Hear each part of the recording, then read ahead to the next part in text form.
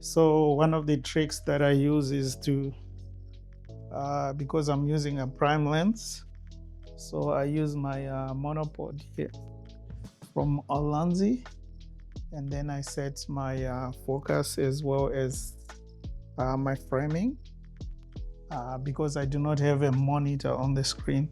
So today is my what do you call it, cleanup day. So I assign a day where I do all the firmware updates for all my equipment. So I do this once a month.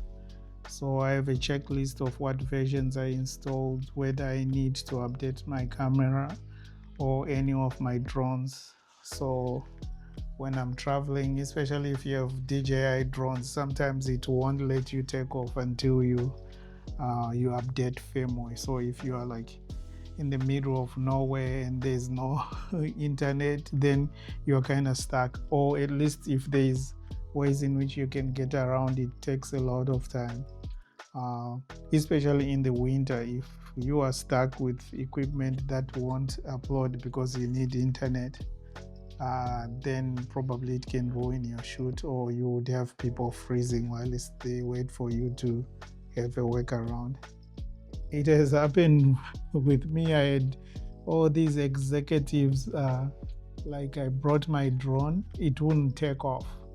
All I needed was for it to go maybe about 6 meters high and take a picture of a group photo. I have all these people, like about 12 people, just looking at me, and this thing wouldn't start at all. Like, I tried everything. I tried Wi-Fi and everything. It just couldn't turn on. As soon as I got in the car, everything worked fine. It was like the worst moment I ever had. So I learned a lesson.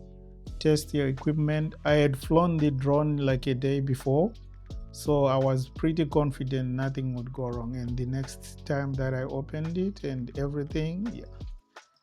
So also I make sure that on this day I have my SD cards all back in their proper places. Each camera stays with SD cards. I make sure that they are all cleared, formatted, tested, um, and also that I save everything, because there's nothing worse that you start recording and then it says card is full and you don't remember whether you backed up that or not.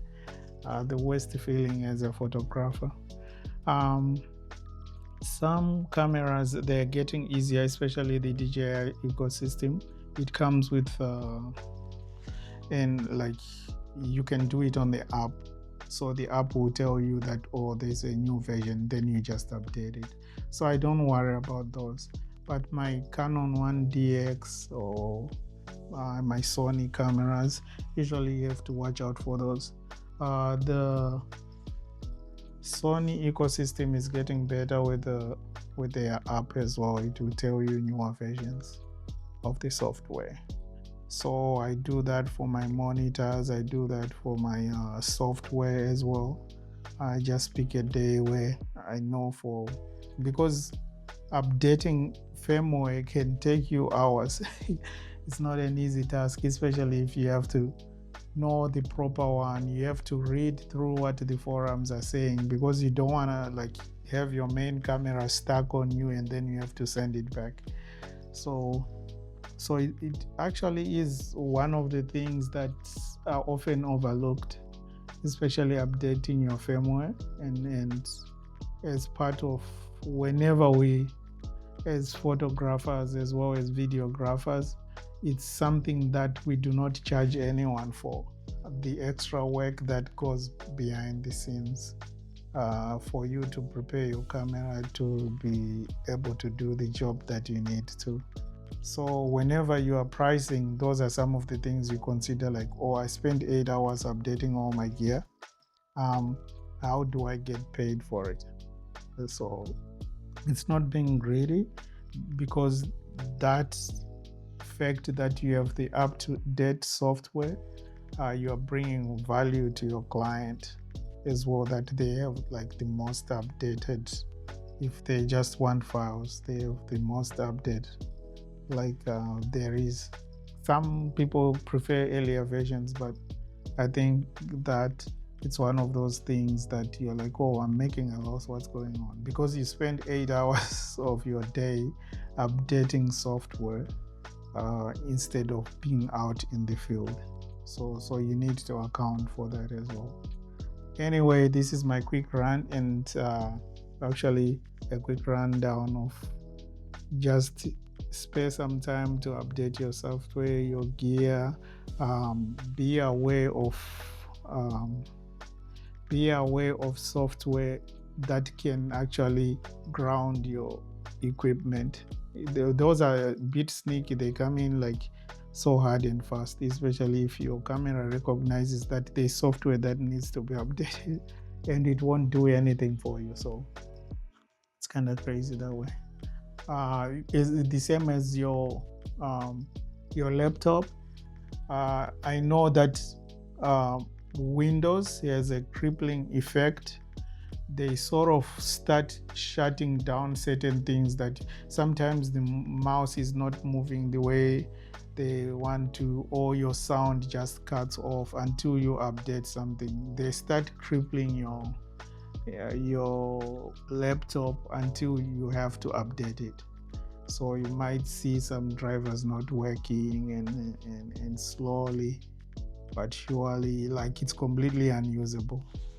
So those are some of the things that you need to check if you are going to be traveling to certain areas where like Wi-Fi may be spotty, because sometimes Windows will connect just enough to tell you like, we need to disable this laptop, which is unfair really. So those are some of my squabbles with the Windows ecosystem. So, but anyway, that was my intro to the computing era, dating myself. So it's been a bit of, it's a steep curve to transfer to Apple ecosystem, but you need that, especially if you are doing videos, because most people, they default to just using Apple computers. But anyway, that's that for me today. So update your software, update your lenses, and whilst you have the downtime to do so. It's always busy, like you have 12-hour shoots and then you have like 6 hours of editing, which means pretty much so that one day where you are just in your studio packing, packaging stuff, take the moment to update 1 or 2 things. Don't try to do everything at one time because it becomes overwhelming. Choose what you want to, your regulars, and then the other things that you use once in a while, and then you're good to go. Anyway, thank you so much for watching. If this has helped you in any way, please hit the follow and like button. And also, my name is Washington, reminding you to shoot, edit, and post. Have a great day. Thank you.